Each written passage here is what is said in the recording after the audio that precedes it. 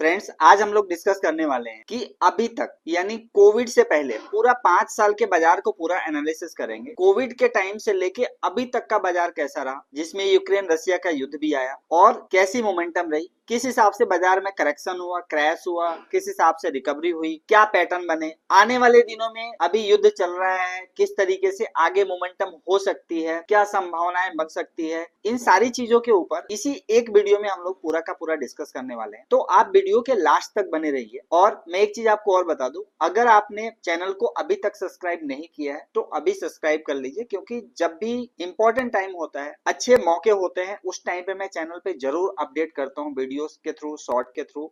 आपको मार्केट से रिलेटेड सारी इंफॉर्मेशन, ऑथेंटिक इंफॉर्मेशन इस पे चैनल पे आपको हमेशा मिलती रहेगी। ये हमारा आगे का प्रॉमिस। तो स्टार्ट करते हैं हम लोग। मैं आपको स्क्रीन पे लेके चलता हूँ, one by one, step by step हम लोग चार्ट के बारे में डिस्कस करेंगे, समझेंगे किस तरीके से मार्केट अभी तक परफॉर्म किया और आगे क्या संभावनाएं बन सकती है, जिसके ऊपर आप short term trading, long term trading, intraday, तो खैर इंट्राडे के ऊपर भी बात कर लेंगे थोड़ा बहुत। तो इन सारी चीजों के ऊपर आपको एक ही वीडियो में पूरा का पूरा सोल्यूशन मिल जाएगा। तो स्टार्ट करते हैं फ्रेंड, स्क्रीन के ऊपर लेके चलता हूँ। तो जैसा कि आप लोग देख रहे हैं, ये है निफ्टी का चार्ट, डेली चार्ट है। तो जब भी हम लोग एक लॉन्ग टर्म एनालिसिस करने जाते हैं तो डेली से चार्ट को पहले हम कर लेते हैं मंथली, और फिर वीकली करते हैं, फिर उसके बाद हम स्टार्ट करते हैं। सबसे पहले मैं इस चार्ट को मंथली कर लेता हूँ। तो आप देखेंगे कि लगातार ये थर्ड मंथ ऐसा है जबकि मार्केट कंटिन्यूअस डाउन साइड गिर रही है, यानी अच्छा खासा एक ट्रेंड निगेटिव है। युद्ध से पहले भी बाजार गिर रहा था और युद्ध स्टार्ट होने के बाद तो खैर करेक्शन आया ही है। तो मंथली चार्ट में भी आपको क्लियर डिक्लाइन दिख रहा है। इसके पहले जो तेजी आई थी वो लगभग कंटिन्यूअस, अगर आप देखेंगे 8 महीने की, 7 से 8 महीने की लगातार एक अच्छा खासा तेजी आया था। उसके पहले भी पैटर्न आप देखेंगे जो गिरावट का था, वो कितना टाइम था, वो तकरीबन देखेंगे आप 5 महीने लगातार बाजार गिरा था। उसके पहले एक अच्छी खासी रैली आई थी। तो अगर मैं बात करूं लॉन्ग टर्म, एक लॉन्ग टर्म प्रोस्पेक्टिव के हिसाब से बात करूं, तो अभी के डेट में भी मार्केट का जो ट्रेंड है, अभी तक प्राइमरी ट्रेंड अगर बाजार की मैं बात करूं इंडियन इक्विटी मार्केट की, तो अभी पॉजिटिव है। प्राइमरी ट्रेंड में अभी तक कोई चेंज नहीं आया है। मंथली चार्ट में अगर देखें तो इस मंथ पे डिसाइड होगा कि मंथ की क्लोजिंग कहां होती है। अगर मंथ की क्लोजिंग इससे नीचे हो जाती है, ये जो लेवल आप देख रहे हैं, जो आपके सामने बेस लेवल जो निकल के आया है 22,000 का, 22,000 के नीचे अगर क्लोजिंग हो जाती है तो आप कह सकते हैं कि प्राइमरी ट्रेंड जो है बाजार का वो निगेटिव डाउन ट्रेंड स्टार्ट हो चुका है इंडियन मार्केट। उसके पहले अभी भी प्राइमरी ट्रेंड जो है वो पॉजिटिव ही है, यानी इन्वेस्टमेंट अगर आपको करना है तो इन्वेस्टमेंट थोड़ा थोड़ा करके आप मार्केट में पैसा लगा सकते। इतना सारा युद्ध हो रहा है, सारी चीजें हो रहा है, इसके ऊपर भी हम लोग बात करेंगे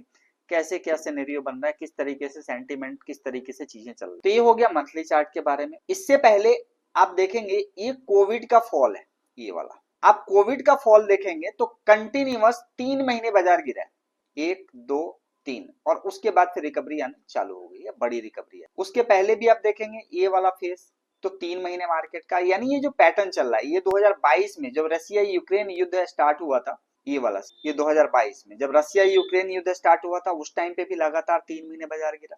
उसके बाद एक अच्छी खासी तेजी आई, उसके बाद फिर से 3 महीने का पैटर्न, यानी मंथली पैटर्न में देखेंगे कि बड़ा करेक्शन 3 महीने 4 महीने बड़ा करेक्शन रहा है। उसके बाद मार्केट ने अच्छा खासा रिवर्स किया है, चाहे वो कोविड का फेस हो, चाहे उसके अलावा और भी कोई भी फेस हो। तो यानी ये चीज तो क्लियर हो रही है कि मार्केट जो है, ये जो करेक्शन हो रहा है, ये बिल्कुल अपने एंड फेस में है, बिल्कुल एंड फेस में चल रहा है। अब उसमें युद्ध लगातार लंबा चलेगा तो चीजें हो सकता है कि आने वाले दिनों में और ज्यादा बिगड़ सकती है।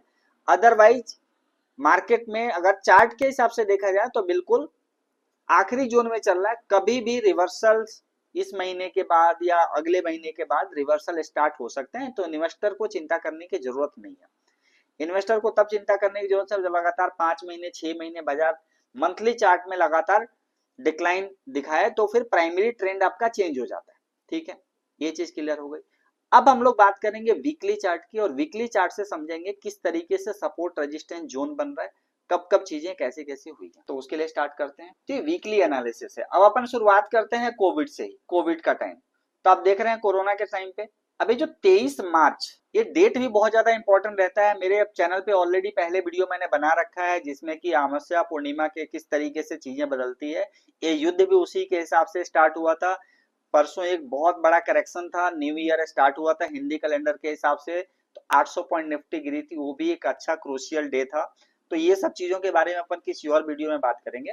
तो अभी अपन स्टार्ट करते हैं। अब अगर मार्केट का एक अच्छा खासा आपको फेस देखना हो तो वीकली चार्ट में ये जो फिबोनाची रिट्रेसमेंट है, जो लोग टेक्निकल जानते हैं, टूल्स जानते हैं, फिबोनाची रिट्रेसमेंट बहुत अच्छा काम करता है उसमें।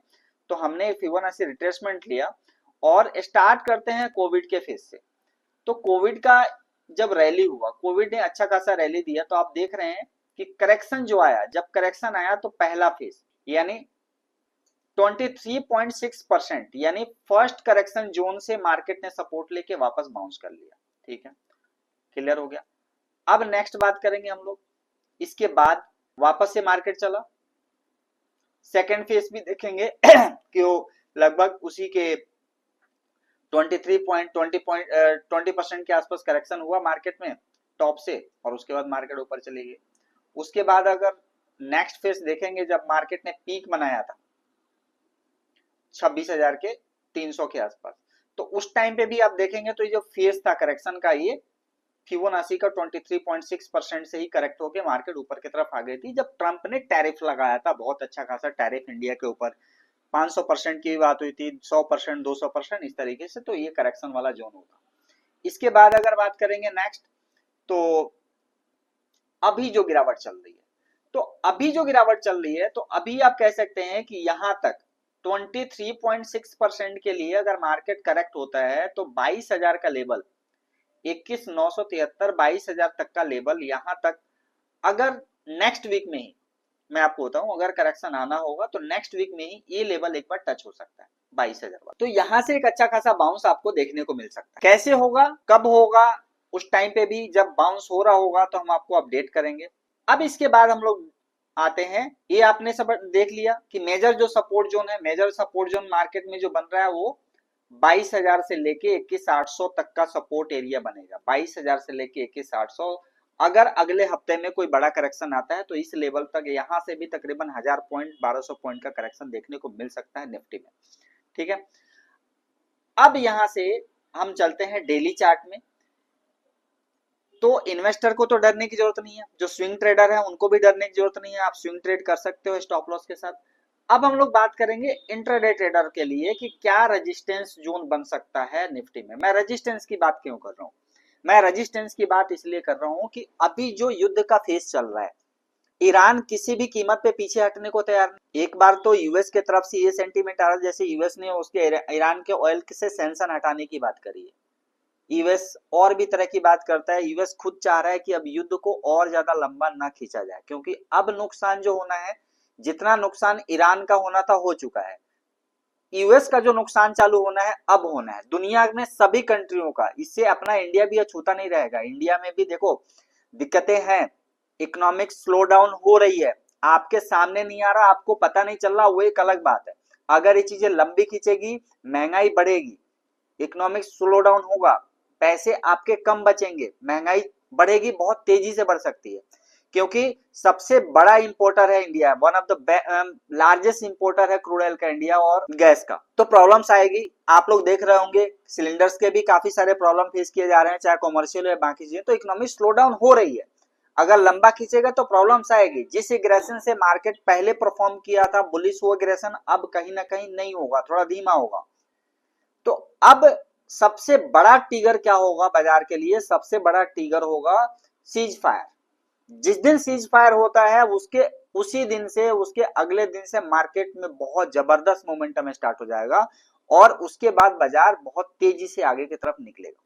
ठीक है, तो मेन ट्रिगर एक ही ट्रिगर होगा कि अपना सीज फायर कब होता है, जबकि सिचुएशंस के हिसाब से देखने को जो समझ में आ रहा है कि ईरान इतनी आसानी से तो पीछे नहीं हटेगा, चीजें लंबी खींच सकती है। तो अगर आप डेली ट्रेडर हैं तो डेली ट्रेडर के हिसाब से जो आपका रिसेंट रेजिस्टेंस जोन जो बनेगा, आपने देखा होगा, वीकली चार्ट से ही देख लेते हैं। सबसे पहले आपने क्या देखा, पूरे हफ्ते का जो पिछले हफ्ते का जो ओपनिंग था ना, ये वाला पॉइंट 23,875, यही रेजिस्टेंस बना इस पूरे हफ्ते। पूरे हफ्ते ने बाजार ने जबरदस्त जोर लगाया, मैंने अब चैनल पे अपडेट कर दिया था, शॉर्ट डाल दिया था कि बृहस्पतिवार बहुत क्रूशियल होने वाला है, बृहस्पतिवार और शुक्रवार बहुत क्रूशियल होने वाला है। और आपने देखा कि मार्केट ने सस्टेन नहीं किया, तेजी को सस्टेन किया ही नहीं बाजार ने।